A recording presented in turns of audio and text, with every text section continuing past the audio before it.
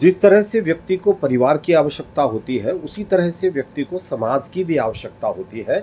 आइए इस कहानी के द्वारा जानते हैं। एक व्यक्ति का समाज में बहुत उठना-बैठना था, सबके दुख-सुख में वो सम्मिलित होता था। लेकिन धीरे-धीरे समय ऐसा आया कि वो समाज से बिल्कुल दूर होता चला गया और अपने घर में ही एकांत में रहने लगा।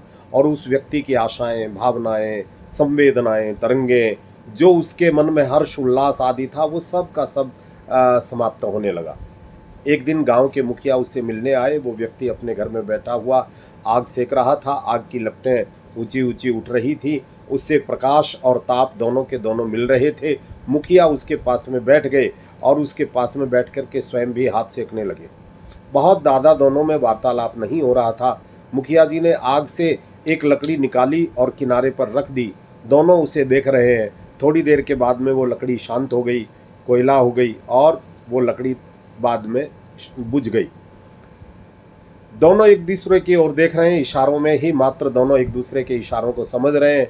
मुखिया जी जब चलने लगे तो मुखिया जी ने कहा कि देखो, जैसे ये लकड़ी अकेले में बिल्कुल बुझ करके शांत हो गई, लेकिन अब देखो, उन्होंने वो मुखिया जी ने उठा करके लकड़ी दोबारा से अग्नि में डाल दी और अग्नि में जैसे ही वो गई, वो लकड़ी फिर से प्रज्वलित हो उठी और उसमें से ताप और प्रकाश, ऊर्जा और प्रकाश दोनों के दोनों प्राप्त होने लगे।